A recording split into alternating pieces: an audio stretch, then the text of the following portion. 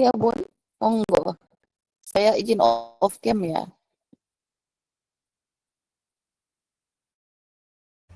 Iya, Bu. Ya, Ibu. Bismillahirrahmanirrahim. Assalamualaikum warahmatullahi wabarakatuh. Waalaikumsalam. Waalaikumsalam.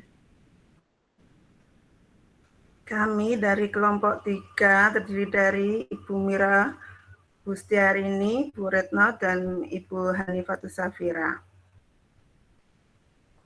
Mau mempresentasikan jenis-jenis perilaku pada anak usia dini.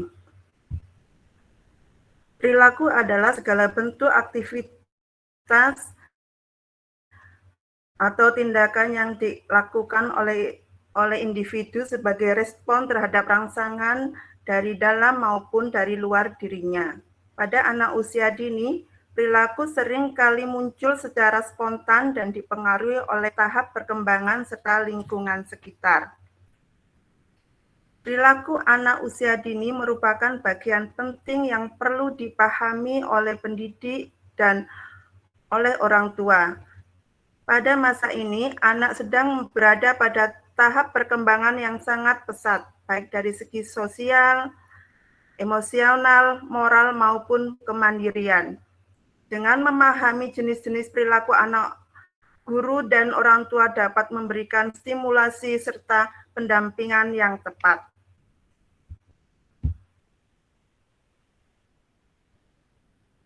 Jenis perilaku berdasarkan bentuknya ada 2. Secara umum, dibedakan menjadi 2, yaitu 1. Perilaku terbuka atau over behavior. Yang kedua, perilaku tertutup atau cover behavior. Yang pertama yaitu perilaku terbuka.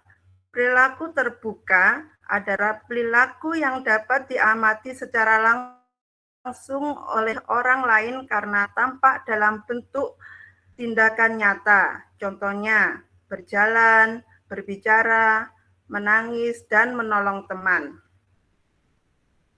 Yang kedua yaitu perilaku tertutup atau cover behavior. Perilaku tertutup adalah perilaku yang tidak dapat diamati secara langsung karena terjadi di dalam diri individu seperti proses mental dan perasaan. Contohnya, melamun, berpikir, menghayal, dan mengingat sesuatu. Meskipun tidak tampak, perilaku tertutup sangat mempengaruhi tindakan anak. Jenis perilaku. Presentasi kali ini kita membahas jenis perilaku proses terjadinya berdasarkan respon pada lingkungan dan berdasarkan tujuannya. Lanjut, Bu Hanifah. Ya, jenis-jenis perilaku anak usia dini. Ada perilaku sosial, perilaku emosional, perilaku moral dan disiplin, perilaku kemandirian, perilaku agresif, dan perilaku proaktif atau positif.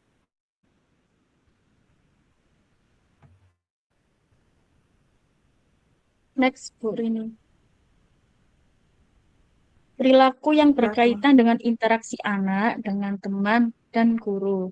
1. Mau berbagi mainan. 2. Bermain bersama teman. 3. Mengucapkan salam. 4. Menolong teman yang kesulitan. Next. Perilaku emosional. Perilaku emosional, perilaku yang menunjukkan kemampuan anak mengelola dan mengekspresikan emosi.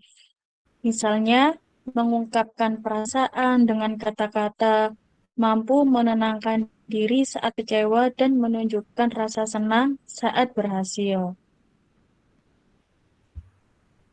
Selanjutnya,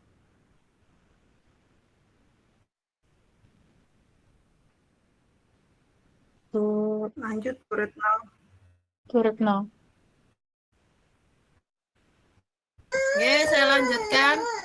Ada perilaku moral dan disiplin, perilaku yang berkaitan dengan aturan dan nilai yang berlaku seperti mengantri dengan tertib, mengikuti aturan kelas, meminta maaf saat berbuat salah, kemudian membereskan mainan setelah digunakan.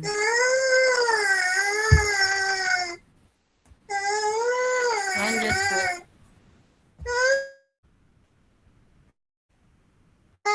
Yang kedua ada perilaku kemandirian, yaitu kemampuan anak melakukan sesuatu tanpa bergantung pada orang lain. Contohnya seperti memakai sepatu sendiri, mau makan sendiri tanpa disuapin, terus menyimpan tas pada tempatnya, mampu mengerjakan tugasnya sendiri.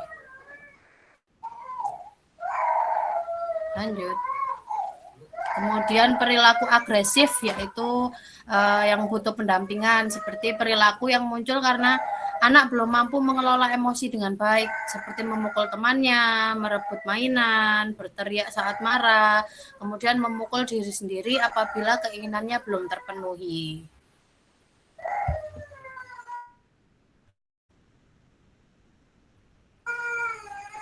Selanjutnya Bu Rini.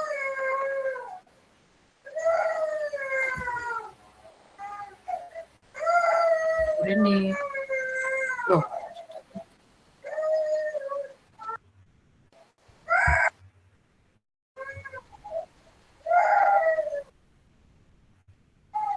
monggo bisa dilanjut Bu Mira. Baik, saya lanjutkan. Maaf ya, Bunda, ada backsound dari Bu Retno. Kasihan Bun, anaknya ditolong dulu Bun. Ya, nggak apa-apa. Coba dibantu dulu ya. Mungkin anaknya mau presentasi mungkin ya. Oh enggak. Kemudian ada perilaku proaktif, yaitu perilaku positif. Perilaku yang menunjukkan inisiatif dan rasa ingin tahu dari anak tersebut. Misalnya contohnya dia mau mencoba hal-hal yang baru, kemudian bertanya apabila tidak tahu atau mungkin ada hal yang ingin ditanyakan. Kemudian ada keinginan dari anak tersebut mengajak temannya untuk bermain. Kemudian mungkin bisa membantu teman apabila temannya ada kesulitan. Nah, itu termasuk jenis-jenis perilaku proaktif atau positif. Jadi segala hal yang anak itu lakukan karena dia ada inisiatif dari diri anak tersebut. Kesimpulannya yaitu perilaku anak usia dini perlu dibina sejak dini. Sejak dini itu maksudnya ya di sekarang ini usia 0 sampai 6 itu ya, mungkin usia mulai KB, TK, melewati pembiasaan perilaku yang baik. Seperti yang Bunda-Bunda sudah lakukan di lembaganya, ada 7 kebiasaan hebat, itu termasuk memupuk ini juga. Anak akan cenderung meniru karena anak pada usia itu memang copycat semuanya. Jadi kita harus menjadi role model yang baik sebagai guru ataupun orang tua, ataupun kita wajib sebagai guru atau orang tua itu menempatkan anak pada lingkungan yang positif. Sehingga itu akan sangat berpengaruh besar terhadap kebiasaan-kebiasaan anak-anak dan perilaku anak di kemudian hari. Demikian presentasi dari kelompok 3 mengenai jenis-jenis perilaku. Kita akan melanjutkan dengan sesi mungkin tanya jawab. Dari penjelasan singkat kami, mungkin ada dari bunda-bunda semua yang ingin bertanya. Waktu dan tempat kami persilahkan. Monggo Resen yang mau bertanya Bunda.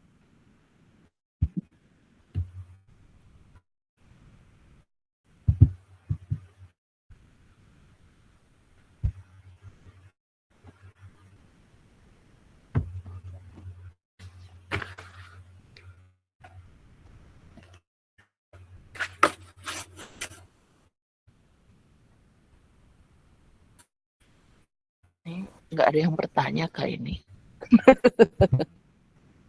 Aku nanti saya Bulan yang bertanya. Dia yang tanya. Monggo Bunda yang mau bertanya. Monggo Bunda. Oh ini langsung muncul 1, 2. Monggo. Oh 3. Nah, Bertanya dulu Bunda. Bunda Farhana. Kemudian Bunda. oh iya Bu Farhana. Ya baik, terima kasih. Saya mau izin bertanya, bagaimana cara mengatasi anak ketika anak itu menunjukkan perilaku agresif, Ibu? Gimana ya? Hanya itu saja, terima kasih.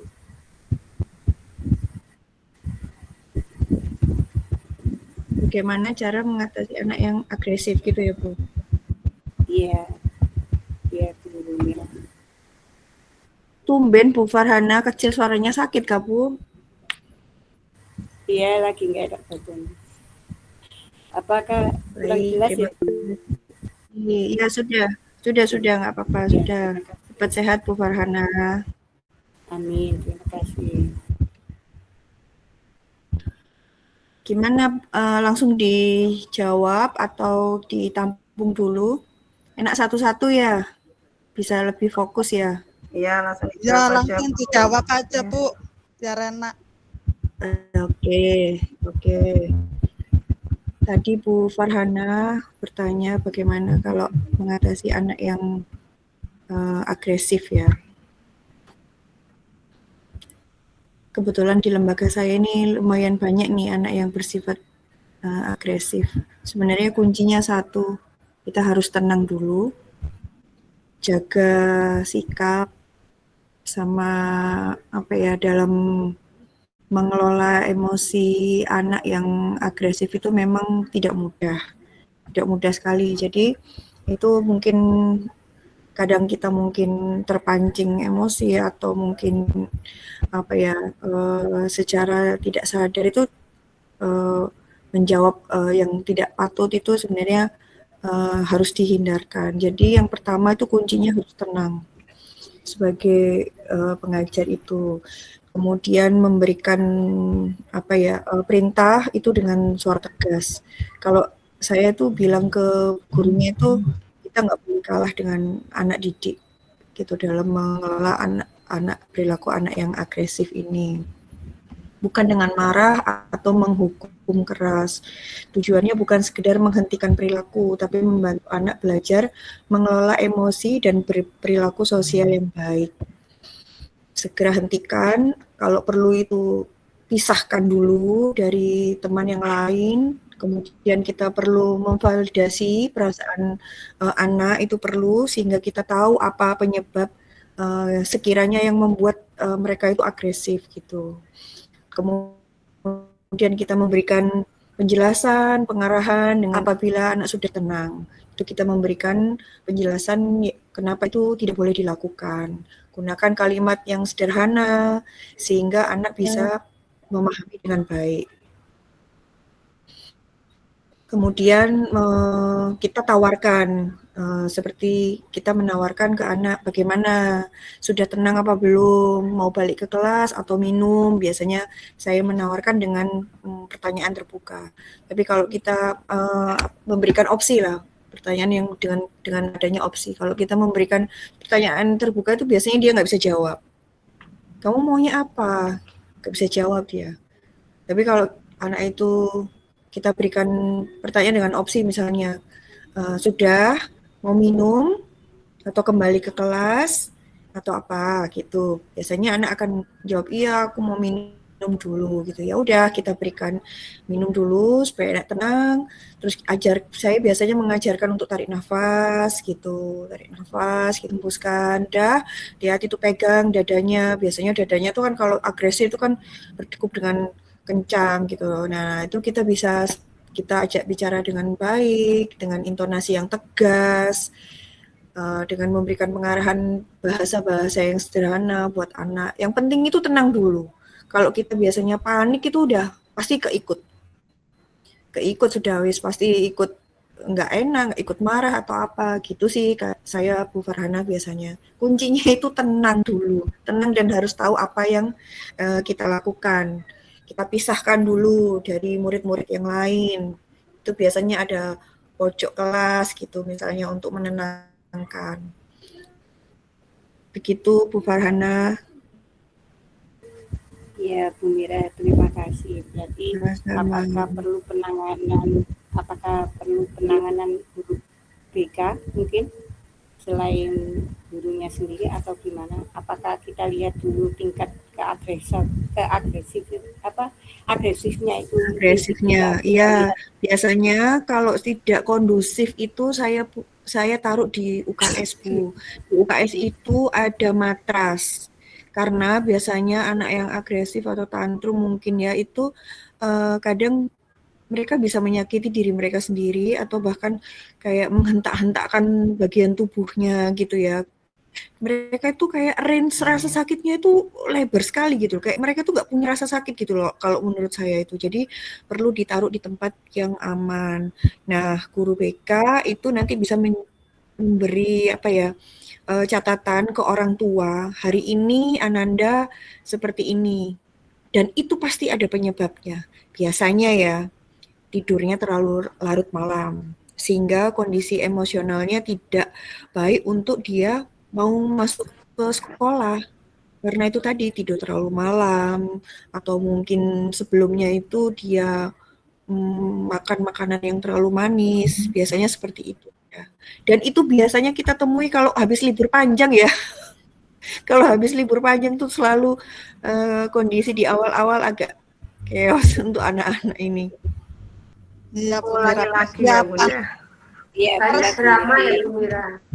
Iya, Persiapan besok masuk hari raya. Iya, Ekstra lagi. Siapkan jurusnya Bu Jadi Guru.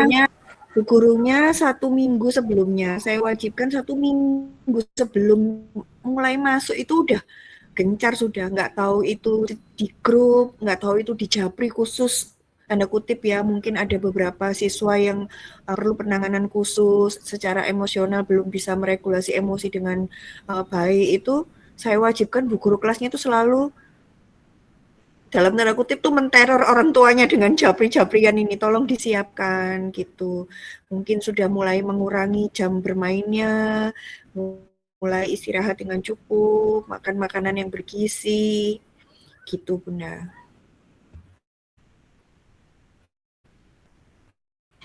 Kalau Bu Galuh sudah cukup, kita lanjutkan ke pertanyaan berikutnya. Bagaimana Bu Galuh? Bu Farhana nggih? Sudah cukupkah Bu Farhana? Alhamdulillah sudah cukup, Bu Mira, sudah lengkap jawabannya. Jadi intinya tadi yang saya dapat poinnya itu harus tenang dulu gitu ya. Tenang ya. Ya.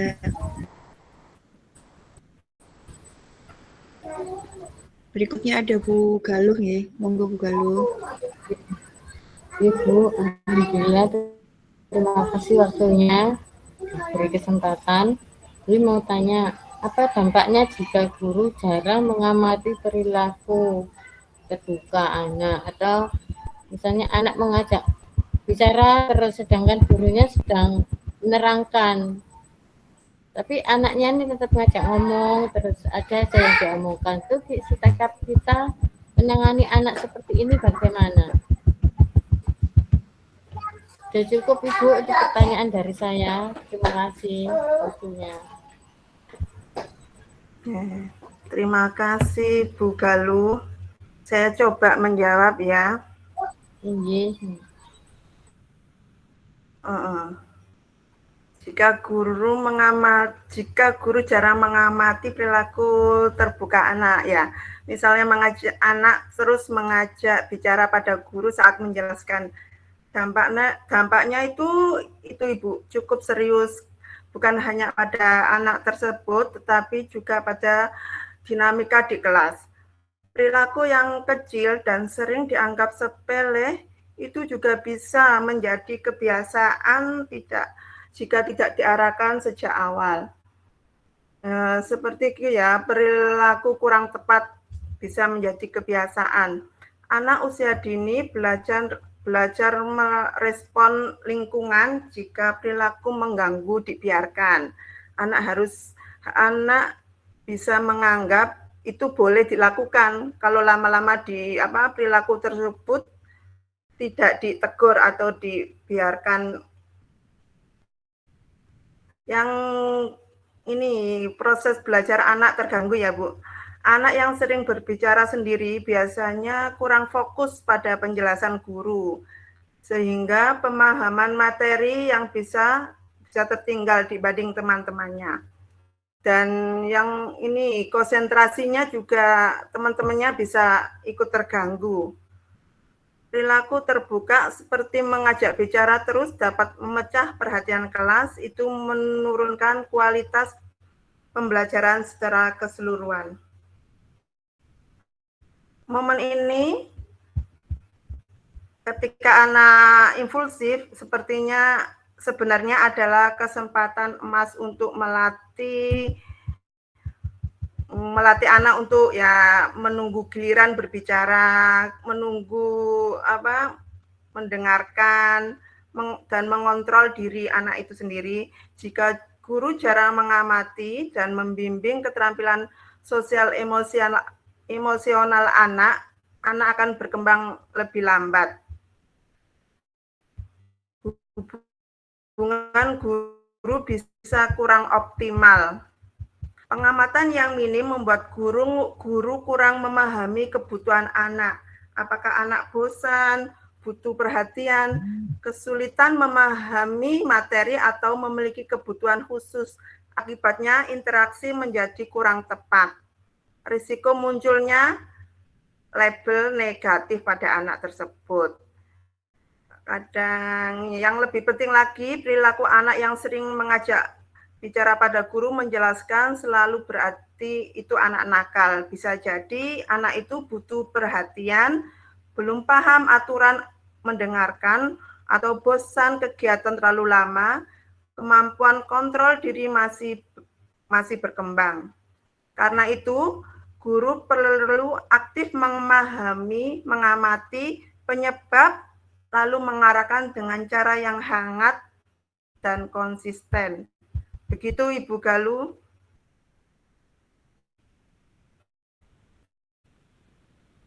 Bu Galuh. Iya, Bu.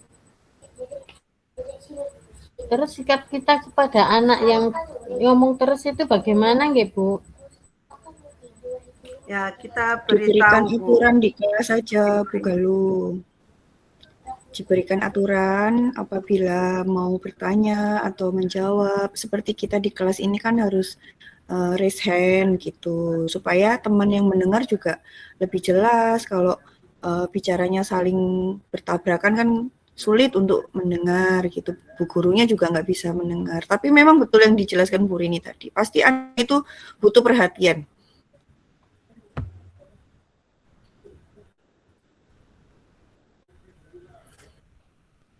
Anak yang butuh perhatian biasanya seperti itu.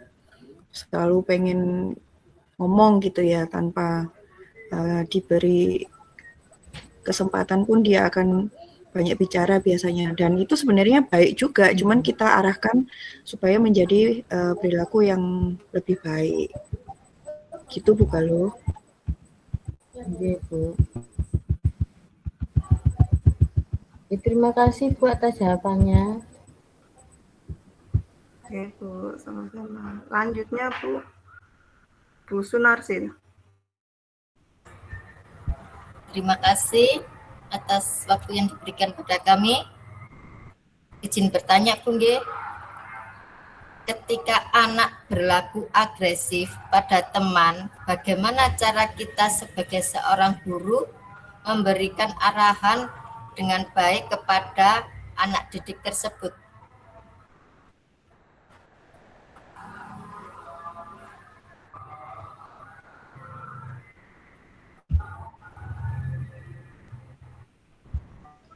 Monggo, mungkin Bu Hanifah bisa membantu untuk menjawab. Kita berikan kesempatan Bu Retno buat menenangkan putranya. Sudah aman Bu Mira. Aman, oke siap. Aman ya.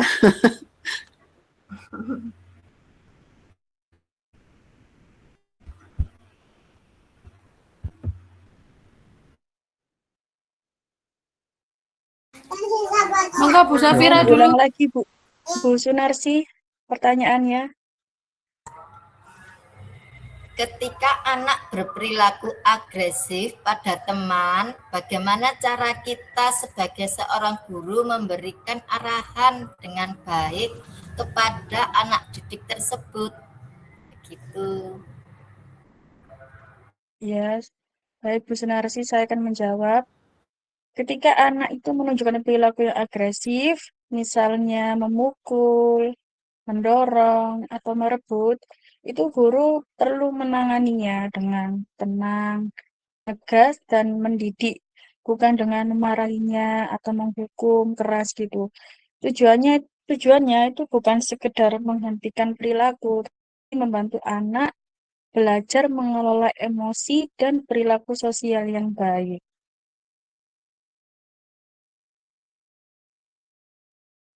Terus, langkah yang bisa dilakukan itu segera hentikan anak dengan tenang. Contohnya, dekati dulu anak, pisahkan jika perlu dan katakan suara lembut dengan tegas. Berhenti dulu, misalnya contohnya berhenti dulu ya. Tangan kita tidak untuk memukul. Ini penting agar anak tahu batas yang jelas. Validasi perasaan anak. Seringkali agresi itu muncul karena anak marah, kecewa, atau berebut. Akui emosinya tanpa membenarkan perilakunya. Contohnya, kakak marah, kakak marah karena mainannya diambil ya. Tuh. Anak merasa dipahami sehingga lebih mudah untuk diarahkan. Jelaskan perilaku yang tidak boleh. Menggunakan kalimat sederhana sesuai usia. Contohnya, memukul itu menyakiti teman. Maka itu tidak boleh ya gitu.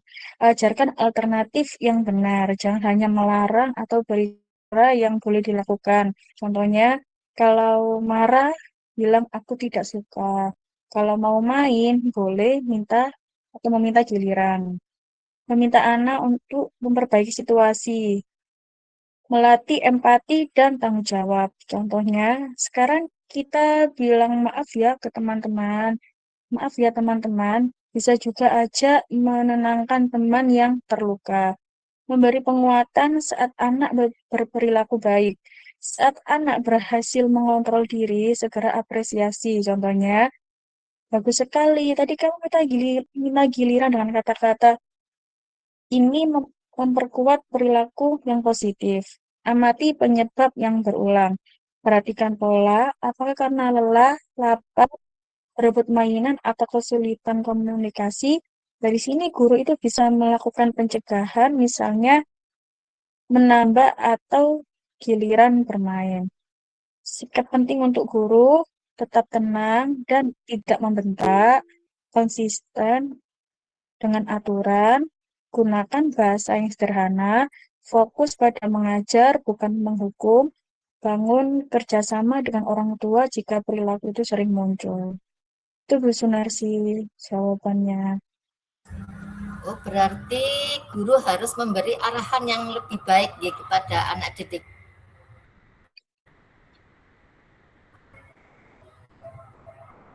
Gimana Bu Sunarsi? Berarti kita sebagai guru memberi arahan yang baik pada anak didik yang agresif tadi ya Bu ya. Iya, harus memberikan nasihat yang baik gitu Bu. Jadi matur nuwun atas penjelasannya Bu Hanifatul Safira. Iya Bu Sunarsi, sama-sama.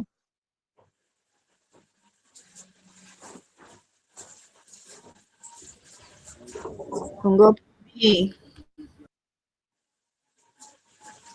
Terima kasih. Udah mau ngeprint tuh Bu.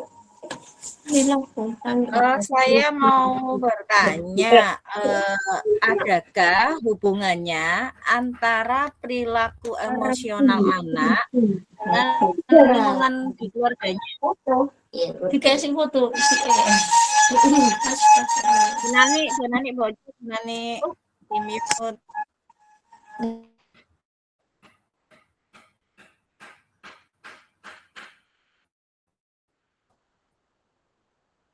Apa saya ulang lagi pertanyaannya?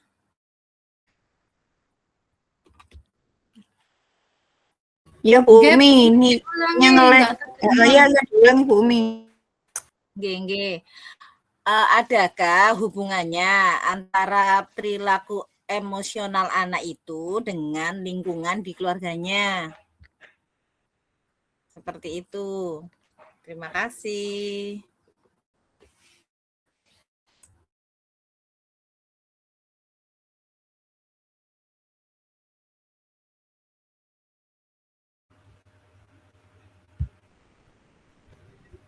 Monggo Bu Retno Saya. bantu jawab.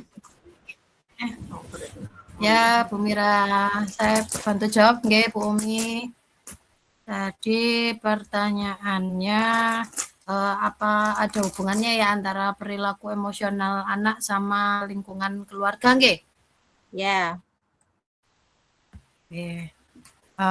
Perilaku emosionalnya anak itu ada kaitannya dengan lingkungan keluarga karena pada anak usia dini itu keluarga adalah sekolah pertama buat anak untuk belajar mengenali, mengekspresikan, dan mengelola emosi. Cara orang tua bersikap sehari-hari juga banyak membentuk pola emosional anak. Nah, hubungannya itu terlihat dari beberapa hal itu seperti yang anak meniru ekspresi orang tua, ekspresi emosi orang tua, misalnya kalau orang tuanya di rumah suka marah-marah, membentak, nah itu nanti anak akhirnya akan meniru cara yang seperti itu. Misalnya kalau mau minta apa-apa, "Mah, ambilkan ini, Mah. Tuh, Mah." Nah, itu mungkin kebiasaan orang tua di rumah suka minta tolongnya juga, "Adek, tolong ambilkan itu, Dek." Nah, itu akhirnya kan dia meniru tuh. Oh, sama aku aja kalau minta tolong begitu. Nah, akhirnya meniru. Sebaliknya kalau orang tuanya berbicaranya yang lembut, nah anak juga bisa lebih belajar mengelola emosinya dengan baik atau dengan sehat gitu. Terus pola asuh juga mempengaruhi kestabilan emosi. Pola asuh yang hangat terus menerus itu biasanya anak akan lebih tenang, lebih percaya diri, terus mudah berempati. Kemudian pola asuh yang keras itu terus nggak konsisten, terus terlalu memanjakan anak, itu akan membuat anak lebih membuat emosi anak itu suka meledak-meledak, terus cemas, kemudian mengontrol diri itu juga lebih sulit. Kemudian orang tua juga harus membentuk rasa aman. Nah, kalau anak rasa aman, terus dicintai di rumah, nah itu cenderung emosinya lebih stabil nanti di sekolah. Karena kalau emosinya sering diabaikan, nah itu anak justru lebih rewel, terus agresif, atau lama-lama dia akan menarik diri dari teman-temannya. Kemudian ada lagi itu lingkungan rumah. Kalau misalnya di rumah itu sering konflik atau itu tadi seperti teriakan, bentakan, atau stres, nah itu juga bisa membuat anak lebih cepat marah, cemas, susah berkonsentrasi.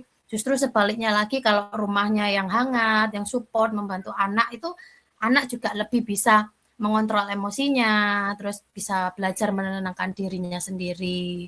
Kemudian orang tua bagaimana merespon emosi anak itu juga menentukan. Kalau anak menangis, anak juga bisa, orang tua juga bisa menamai emosinya. Seperti misalnya kalau anak nangis, "Kenapa? Kamu lagi sedih ya?" Nah, itu akhirnya anak juga belajar mengenali emosinya.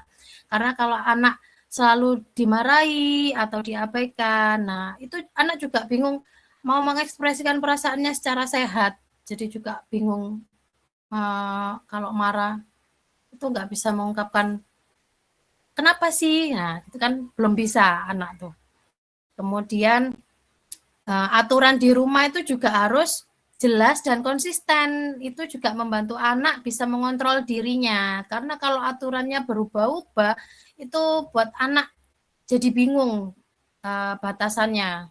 Jadi kalau misalnya di rumah nih, di rumah diperbolehkan, di sekolah gurunya juga nggak memperbolehkan. Nah, kan akhirnya berbeda batasan tuh. Itu kan akhirnya anak jadi bingung. Kalau di rumah biasanya nih utinya lah, nah neneknya gitu. Neneknya ini buat beli jajan. Nah, sedangkan mamanya mengajarkan anak untuk buat nggak jajan sembarangan. Nah, berarti kan akhirnya berbeda nih. Nah, jadi harus konsisten juga kasih aturan yang jelas. Jadi lingkungan keluarga itu fondasi utama buat perkembangan emosionalnya anak. Jadi semakin hangat, semakin responsif. Terus kalau konsisten aturannya di keluarga itu konsisten, maka perilaku emosional anak itu juga semakin sehat. Begitu Bu Umi. Monggo barangkali ada sharing lagi dari teman-teman. Terima kasih Berto, penjelasannya sangat jelas sekali dan panjang sekali. Terima kasih Bu Liga. Terima kasih Bu Umi.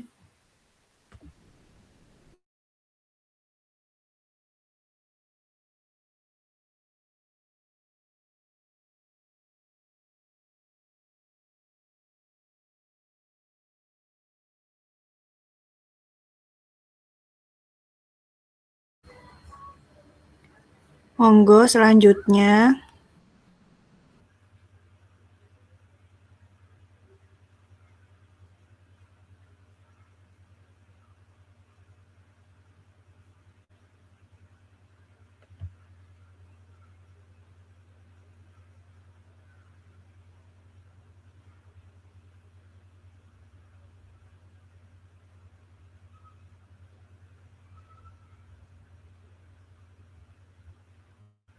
Maaf Bu, dari Bu Retno tadi loh, saya jadi ingat itu Nikita Willy sama Ma Ebriela.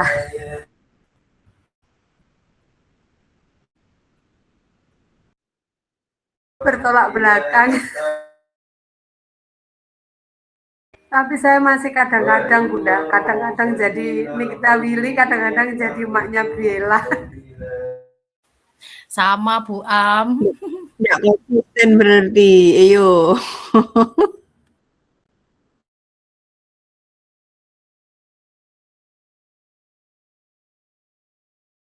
Kira-kira ada nggak Bu gurunya yang nggak konsisten? Biasanya kita membahasnya antara yang di rumah dengan yang di sekolah. Kalau di sekolah biasanya lebih konsisten Bu Mira. Kalau di rumah sama anaknya sendiri itu. Iya, betul, betul Bu Am. Kurang bisa sabarnya.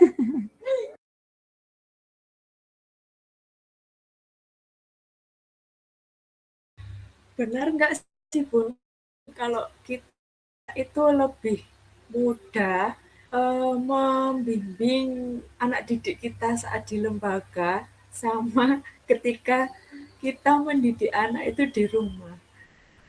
Ayo, kenapa itu Maksudnya faktornya? itu kita kadang Kenapa? ya, Kenapa kok bisa gitu kalau Bu Ella? di rumah itu apa ya? Ini yang saya rasakan itu apa ya Bun? Kalau di rumah itu dengan anak itu tarik ulurnya itu yang susah kalau menurut saya. Ini yang saya hadapi sekarang. Apalagi yang sudah beranjak apa ya? Beranjak remaja begitu. Tapi ketika saya kalau di sekolah di lembaga itu saya mudah gitu. Saya bisa ibaratnya menata perilaku anak-anak itu saya lebih mudah gitu ketimbang saya saat di rumah begitu. Apakah sama Bunda? Karena atau saya yang kurang? Karena kalau sebagai apa orang ya yang tua, kita ada rasa memiliki anak. Kita ada pengharapan lebih besar ke anak, sehingga kita terpicu lebih mudah emosi. Merasa anak itu milik kita. Dan anak-anak itu harus mengikuti standar dari orang tua. Mungkin harapan orang tua tinggi, sedangkan kita belum bisa mengetahui faktor apa yang mungkin anak-anak itu rasakan atau alami. Kalau di lembaga, menurut saya, karena kita ingin bekerja secara profesional kan. Nah, lagi pula kita nggak mungkin dong marah bentak dengan anaknya orang, ya nggak sih? Padahal untuk Bu. membentak anak sendiri pun itu nggak boleh. Benar. Berapa syaraf yang terputus di otaknya anak apabila kita membentak seorang anak. Harusnya seorang anak di sekolah maupun di rumah mendapatkan hak yang sama.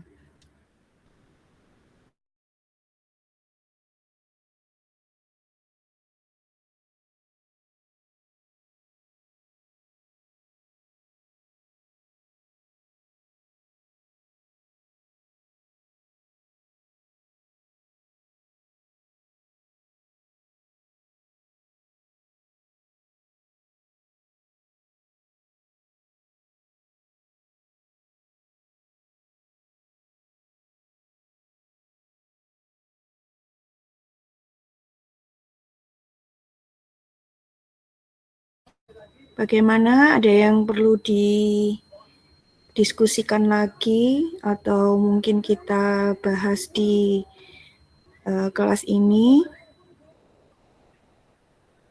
Enggak, Bunda-Bunda, kalau udah nggak ada, Ya, ya kita mungkin tutup. kalau sudah tidak ada yang ditanyakan lagi, kami dari kelompok 3 menutup presentasi ini. Terima kasih atas perhatiannya semuanya. Terima kasih pada Bulan atas kesempatan yang diberikan kelompok 3. Assalamualaikum warahmatullahi wabarakatuh. Waalaikumsalam warahmatullahi wabarakatuh. Ya Bunda-Bunda, tadi diskusinya hidup ya. Setelah saya bilang kalau nggak ada yang bertanya, saya yang bertanya.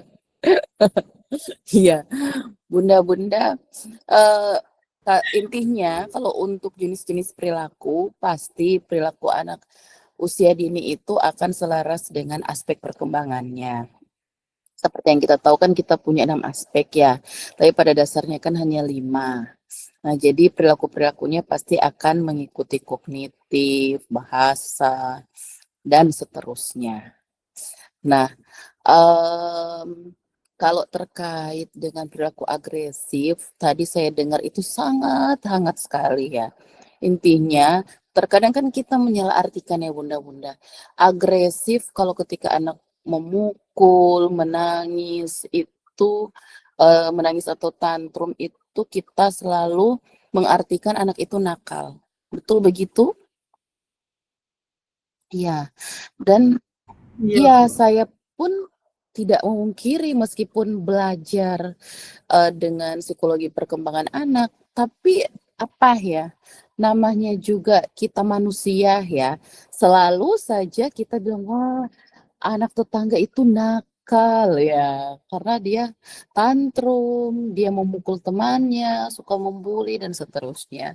Tapi sebenarnya pada dasarnya anak usia dini itu mereka hanya butuh perhatian saja ya. Jadi benar ya tadi kata Bunda-Bunda. Itu bukan artinya mereka nakal, tapi mereka membutuhkan validasi emosi. Ya, ketika anak memukul, kita validasi emosinya mereka.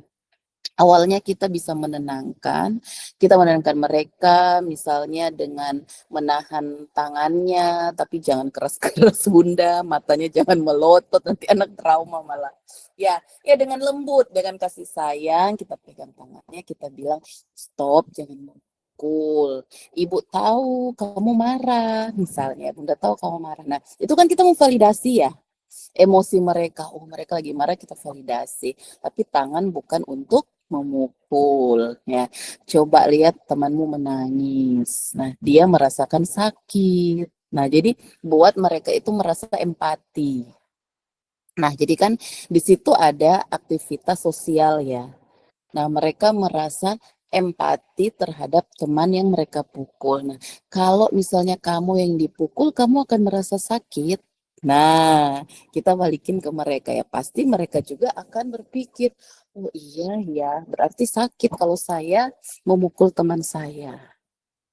Nah, jadi seperti itu Bunda. Jadi sebenarnya ini salah satu terapi yang kayaknya sudah Bunda-Bunda bahas ya, ABC ya. Yang antecedent, behavior, sama konsekuensi ya. ada pemicunya, akhirnya kemudian ada konsekuensinya. Benar ya? Udah pernah kan kita kelompok berapa yang presentasi waktu itu, Bunda, tentang ABC ini?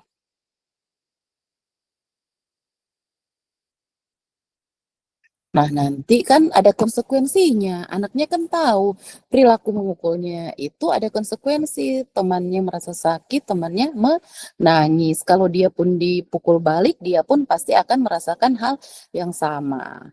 Nah, kalau misalnya anak itu, Bunda, tadi saya dengar ada pertanyaan.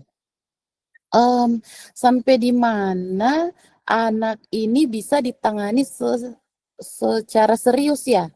Ketika anak itu berperilaku agresif. Nah, sebenarnya Bunda, perilaku agresif yang ada sebabnya, misalnya nih berebut makanan, berebut mainan, nah kemudian temannya memukul, itu kan ada alasan yang jelas ya, ada pemicu yang jelas. Tapi kalau tiba-tiba anaknya mukul nggak ada alasan yang jelas dan itu terjadi misalnya seminggu 3-4 kali berulang-ulang, apakah itu masih wajar? Tidak, Bu. Bunda-bunda silakan misalnya bawa ke guru BK misalnya, atau ke psikolog yang ada di sekolah, atau misalnya bisa langsung berunding dengan kepala sekolah. Ini bagaimana, Bu? Apakah kita memanggil orang tua atau seperti apa? Karena perilaku anak ini di luar dari batas wajar atau batas norma. Seperti itu ya, Bunda-bunda. Tapi kalau dia hanya terjadi okasional, hanya sekali-sekali saja, misalnya dalam sebulan tuh, oh ya, dia memukul, tapi ada sebab. Nah, kalaupun dia memukul, misalnya ada sebab, tapi temannya itu yang jadi targetnya. Teman yang sama terus yang dia pukul. Berarti kan tanda tanya ya, Bunda. Nah, itu harus Bunda-bunda perhatikan, Bunda-bunda bawa juga, omongkan dengan psikolog atau konselor di sekolah. Mungkin dia ada dendam kesumat ya, dendam tertentu mungkin sama temannya, kita nggak tahu. Teman jadikan sinetron, Bu. Iya. Oke, seperti itu ya, Bunda-bunda. Masih ada lagi yang kita diskusikan? Saya pikir cukup ya. Saya mau istirahat dulu. Terima kasih, Bulan. Iya, oke. Baik, terima kasih Bunda semuanya. Ya, selamat menyambut berbuka puasa. Tinggal 3 jam lagi. Ya, terima kasih. Tidur. Ya, tidur. Terima kasih Bunda-bunda semuanya. Saya tutup ya. Assalamualaikum warahmatullahi wabarakatuh. Waalaikumsalam. Waalaikumsalam.